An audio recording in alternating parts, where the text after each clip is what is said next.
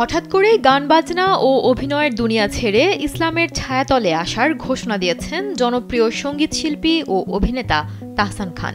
তার এমন সিদ্ধান্তে তার ভক্তরা অবাক হওয়ার পাশাপাশি অনেকে তার ভূয়সী প্রশংসাও করেছেন। সম্প্রতি তাহসানের বেশ কিছু ছবি প্রকাশিত হয়েছে। সেখানে তাকে দেখা যায় লম্বা দাড়িতে ও ইসলামিক বই হাতে। একটি ছবিতে দেখা যায় তিনি একজন আলেমের কাছ থেকে ধর্মীয় বই নিচ্ছেন। শুধুমাত্র তাই নয়, কন্টেন্ট ক্রিয়েটর তুষারের এক সাক্ষাৎকারেও তাহসান বলেছেন তিনি এখন একজন প্র্যাকটিসিং মুসলিম।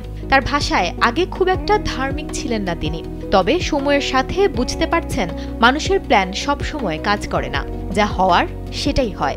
বয়স যত বাড়ছে ততই বোঝা যাচ্ছে জীবন ও জগৎ সম্পর্কে আসলে কিছুই জানা হয়ে ওঠেনি তার। এছাড়াও তিনি সম্প্রতি সামাজিক মাধ্যমে একটি কোরআনের অনুবাদ গ্রন্থ হাতে ছবি শেয়ার করে বন্ধুকে ধন্যবাদ জানান।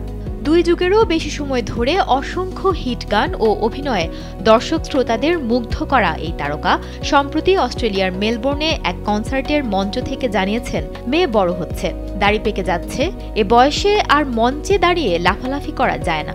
ঠিক এমনটা বলেই গান থেকে চিরতরে নিজেকে গুটিয়ে নেয়ার ঘোষণা দিয়েছেন তিনি।